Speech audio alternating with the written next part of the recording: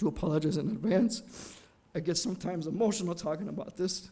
And when my church asked if I would come in, first they asked if you were going to come. I'm like, nah, like I said earlier, I wasn't really sure. But then they asked me to share.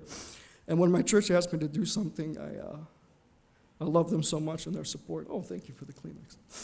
And I said I will.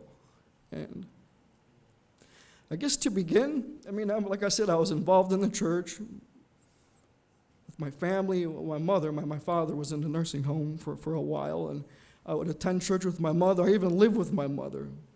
And she was a big part of my life, and not just being a part of my life, but she was also a big Christian. She was a faithful Christian. She was someone, and some of you know her. Some of you know who she was, Bajšanski.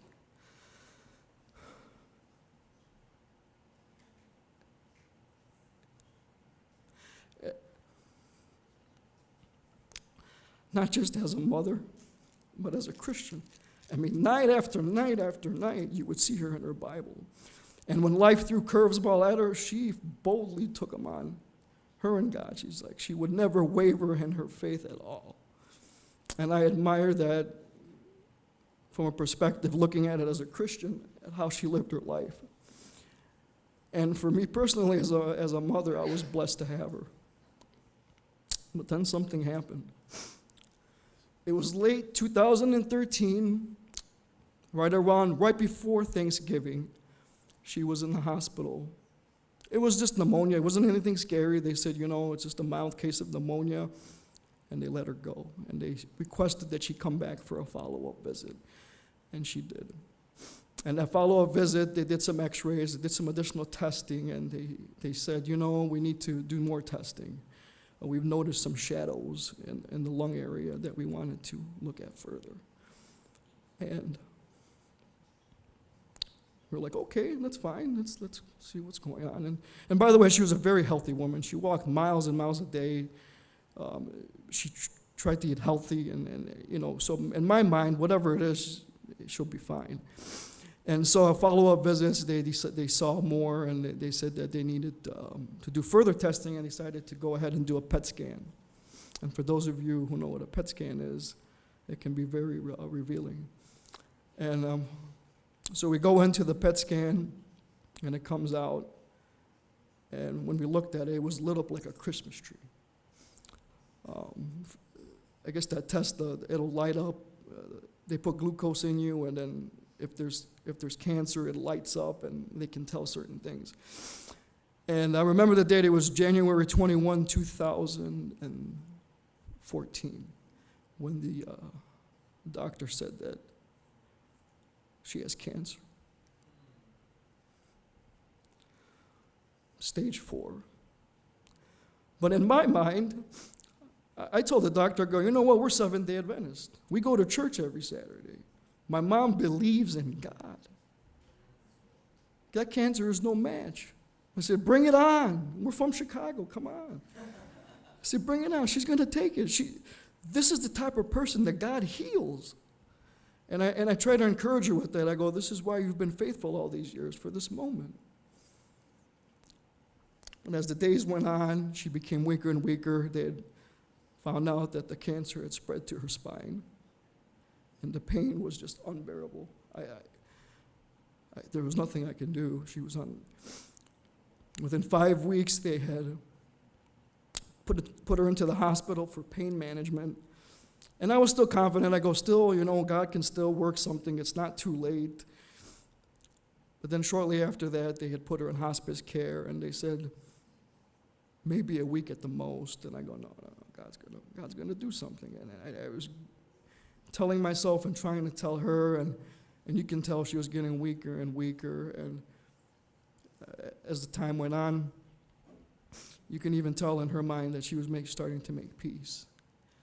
And I was still holding on to the very end. And then exactly 2 months to the day, March 21st, she passed away. 60 days from saying that you have cancer, from going relatively healthy to not being here. And those moments were tough on me because she was supposed to beat it. Why did God allow for that to happen? My sadness turned to bitterness, big time. I said, I don't want this anymore. You're supposed to heal people like her. You take someone else's life that's maybe more deserving to lose their life, but you don't take her life. And I live alone, so there's a lot of moments of just darkness and a lot of moments of thoughts. And I said, you know what? I don't need this anymore. I found it even difficult to go to church. I don't see her there anymore. So I decided to walk away. And then walking away, I'm like, what am I going to do what am I going to do? I've never done drugs before. Do I want to become a drug addict? What do I want to do? Do I want to become an alcoholic? What am I going to do to not to rebel, but just to say, leave me alone? And in the typical Eastern European way, I decided I'm going to work as much as possible. I'm going to work, go home, sleep, work as much as I can. And then that way I don't have to think. I can make money. I can support myself. I don't need God. I'm going to make it on my own. And my employer was very respectful of me and the Sabbath. And very good people. They understood this. As long as you produce, as long as you do what you need to do. And I told them my intention of starting to work on. I wanted to work that next Sabbath. And the guy's like, no, Steve, go to church. Don't work. And I said, no, I will be here. He's like, no. He said, if you come in, I'm going to fire you. I said, no, I will be here, and I will be here every Saturday after that. I said, okay. And I did. And I got to tell you, those first, it was tough. Because even though it was in my mind, that's to say, you shouldn't be working on the Sabbath. And slowly as time went on, I somehow grasped it and just began just to work, go home. And I did that for probably about a year and a half. And then things started to change. I don't remember why, but it was 2016, early in the year. It was 8 o'clock at night, I think. And I don't know what I was doing in a Starbucks. I really don't know. It's too late for coffee. But I got into a Starbucks, and I see two members from Mother Hugo Church at the Starbucks, two of the young people who were there planning and working. And they saw me, I saw them. We sat together, we talked, and they told me how much people love me, how much people are praying for me. And the one thing I didn't realize was how many people.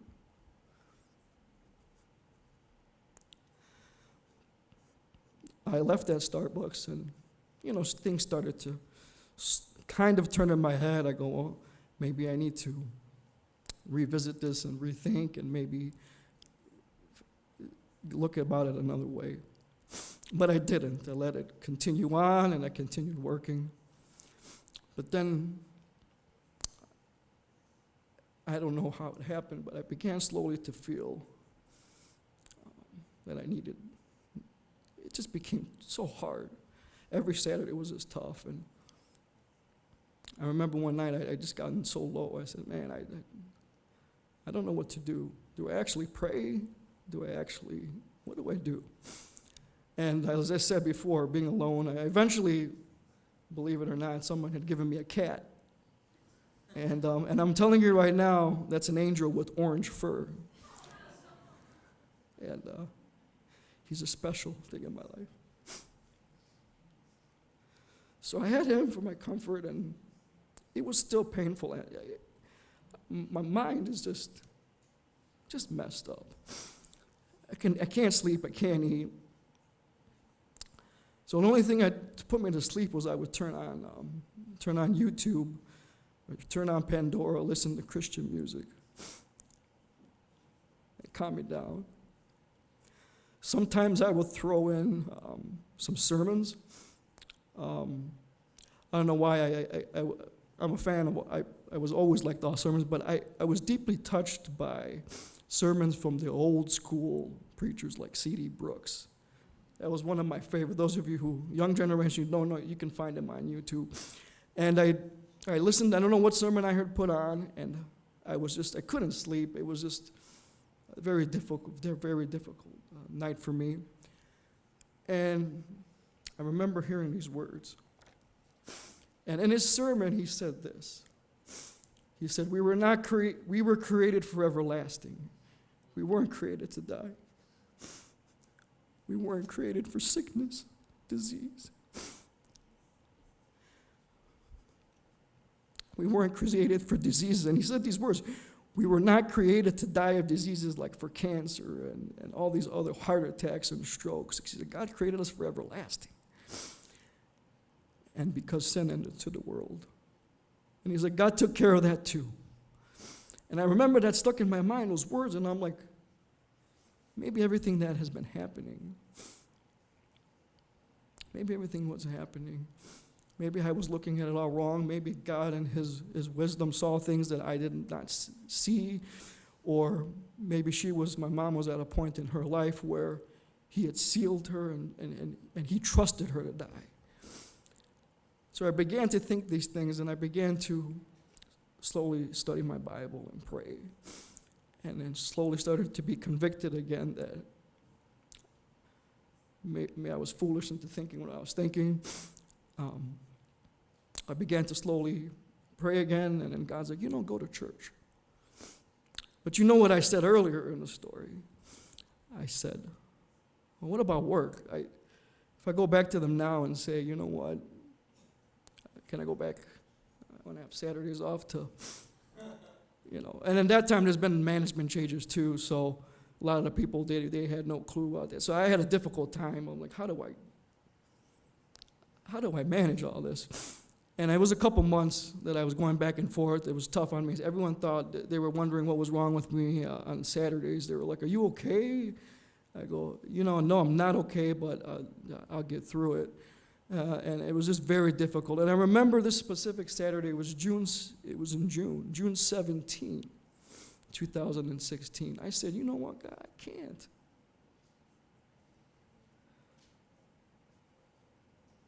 I need a miracle.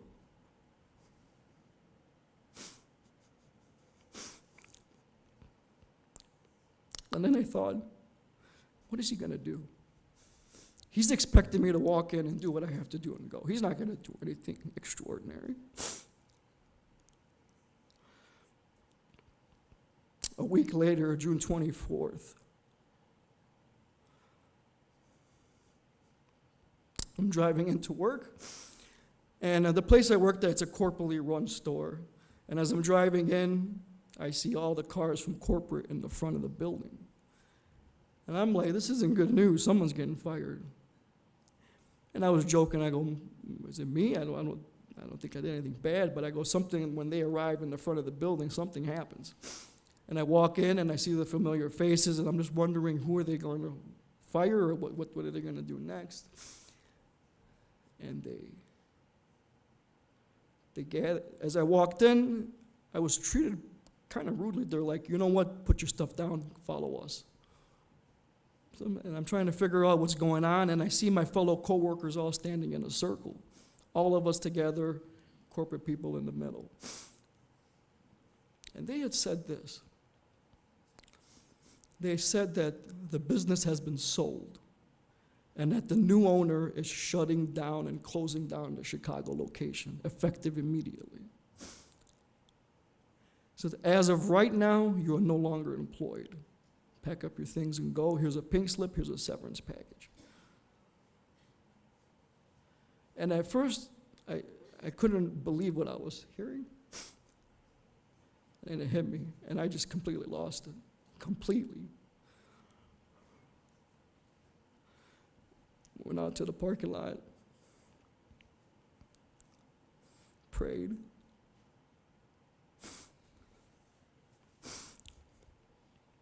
Called up some of my close friends that I had, Adventist friends, and told them what happened, and prayed some more. And I said, you know what, I'm going to go to church tomorrow.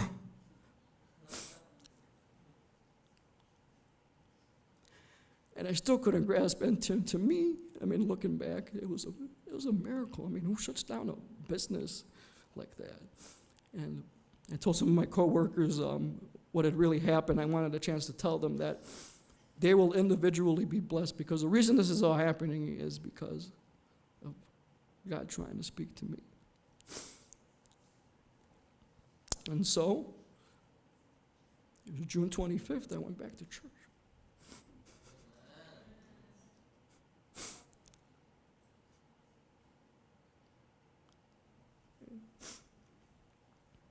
It was a moment that,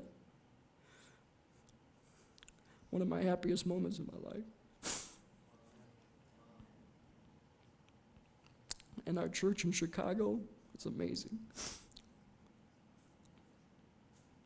I had felt the warmth and the love as though I never left. And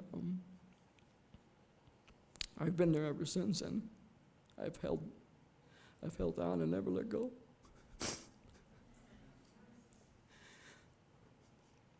I wanted to close with my new favorite text that I also heard in the sermon. It is found, if you give me a second here, Ephesians 3:20. It says, unto him that is able to do exceedingly abundantly above all that we ask, thinketh, according to the power that worketh in us. Amen.